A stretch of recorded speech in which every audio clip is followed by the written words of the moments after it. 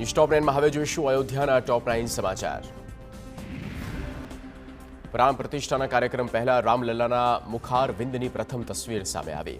નાગર શૈલીમાં બનેલા રામ મંદિરમાં સ્થાપિત રામલલ્લાની મૂર્તિ ખૂબ જ સુંદર, જેમાં ભગવાન રામના બાળ સ્વરૂપની સાથે મહાવિષ્ણુ અને તેમના દશાવતારા પણ દર્શન।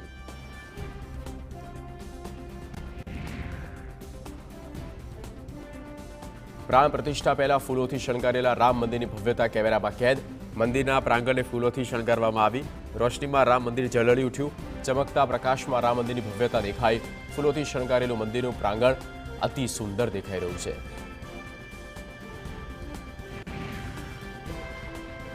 અયોધ્યામાં પ્રાણ પ્રતિષ્ઠાને લઈને પીએમ મોદીનો કાર્યક્રમ જાહેર। પીએમ મોદી સવારે 10:25 અયોધ્યા એરપોર્ટ પહોંચશે। ત્યારબાદ 12:05 શ્રીરામ જન્મભૂમિ મંદિરમાં પ્રાણ પ્રતિષ્ઠા અને પૂજા કરશે।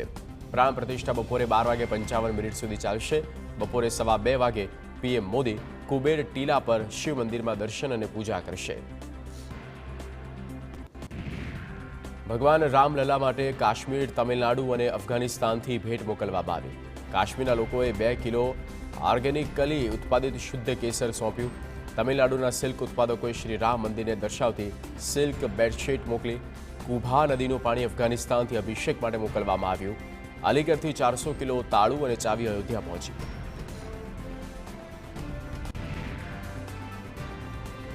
અયોધ્યામાં રામલલ્લાના પ્રાણ પ્રતિષ્ઠા મહોત્સવને લઈને સુરક્ષા વ્યવસ્થા સઘન કરવામાં આવી। કાર્યક્રમને ધ્યાનમાં રાખીને આજથી અયોધ્યામાં 3 દિવસ સુધી બહારના લોકોને પ્રવેશ નહીં મળે। માત્ર આમંત્રિત લોકો જ અયોધ્યા પ્રવેશ કરી શકશે, જ્યારે સ્થાનિક લોકોને ઓળખ કાર્ડ આપવામાં આવ્યા।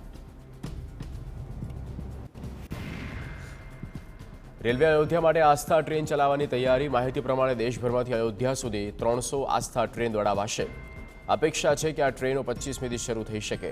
આ તરફ પ્રાણ પ્રતિષ્ઠા મહોત્સવ બાદ લખનૌ અને અયોધ્યા વચ્ચે રોજની 80 બસો ચલાવવામાં આવશે। અંદાજિત 40,000 શ્રદ્ધાળુઓને રાહત મળશે। બસ સ્ટેન્ડ પરથી દર 20 મિનિટના અંતરે મુસાફરો માટે બસ ઉપલબ્ધ રહેશે। દેશના તમામ રેલવે સ્ટેશન રામલલ્લાની પ્રાણ પ્રતિષ્ઠા મહોત્સવનું જીવંત પ્રસારણ કરશે। રેલવે વિભાગે 22 જાન્યુઆરીએ પ્રાણ પ્રતિષ્ઠા સ્ટેશન પર જીવંત પ્રસારણ કરવાનો નિર્ણય કર્યો। દેશભરના રેલવે સ્ટેશન પર અંદાજિત 9,000 સ્ક્રીન ઉપલબ્ધ, જેમના પર પ્રાણ પ્રતિષ્ઠા સમારોહનું જીવંત પ્રસારણ કરાશે। દેશ હાલ તો રામમય બન્યો છે, ત્યારે અયોધ્યામાં આકર્ષણનું કેન્દ્ર બની 45 કિલોની રામાયણ। આ રામાયણની કિંમત ₹1,65,000। તેનું વજન 45 કિલો। વિશ્વની સૌથી મોંઘી રામાયણમાંથી એક અયોધ્યા પહોંચી। રામાયણ લખવા માટે વપરાતી શાહી જાપાનથી આયાત કરવામાં આવી।